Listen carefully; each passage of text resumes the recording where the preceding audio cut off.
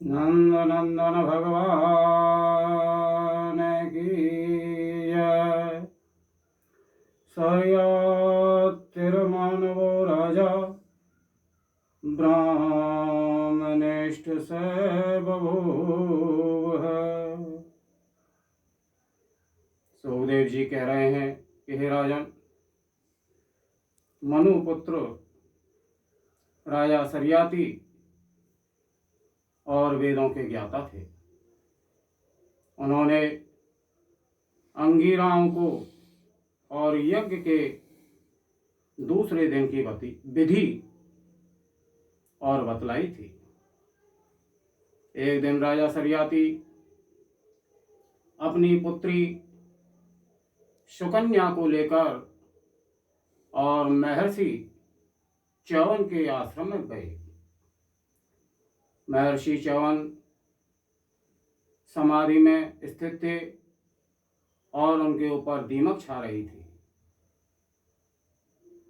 और केवल उनकी दो आंखें चमक रही थी। सुकन्या अपनी सखियों के साथ घूमती हुई और उनके पास पहुंच गई और उन दो चमकती हुई वस्तुओं को देखकर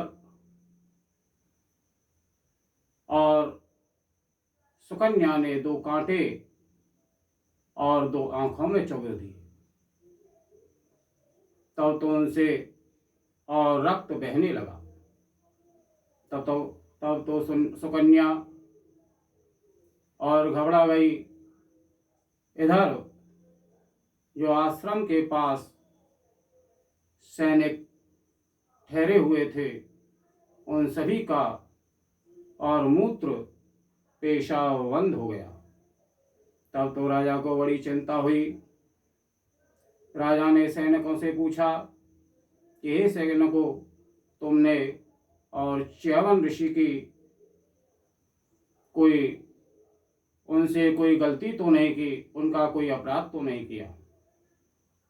तब सुकन्या बोली, पिताजी, यह गलती मेरे से हुई है और मैंने दो चमकती हुई चीजों को देखकर उनमें कांटे चुभ दिए। तब तो राजा बहुत ही भयभीत हो गया और राजा सुकन्या को लेकर और च्यवन ऋषि से प्रार्थना करने लगे। तब च्यवन ऋषि ने कहा कि मेरी सेवा के लिए अब मुझे और दासी की आवश्यकता है। तब तो उनका भाव जानकर राजा सरियाती ने अपनी कन्या सुकन्या का विवाह पाणी ग्रहण संस्कार और च्यवन ऋषि से कर दिया और लौटकर अपने राज्य को आ गए। तब सुकन्या ने अपनी सेवा से और च्यवन ऋषि को प्रसन्न किया। तभी एक दिन सूर्यपुत्र अश्विनी कुमार, जो देवताओं के वैद्य हैं, वह वहां आए।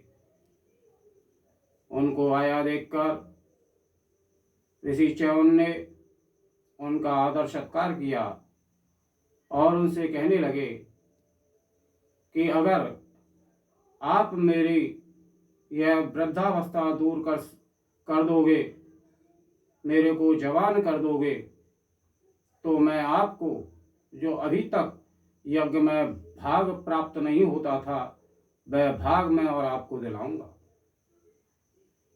तब तो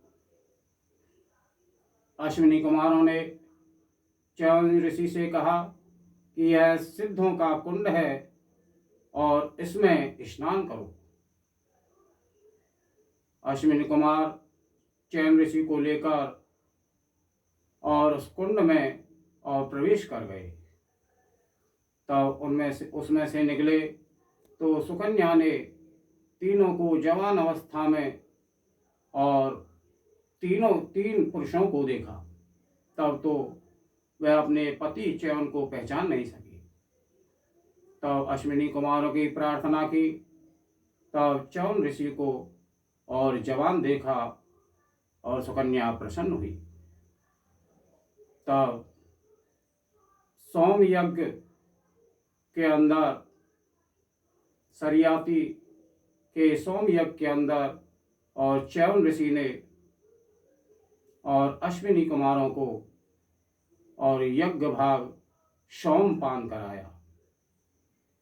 तब इंद्र ने क्रोधित होकर और अपना वज्र उठाया, तभी च्यवन ऋषि ने उसका हाथ रोक दिया।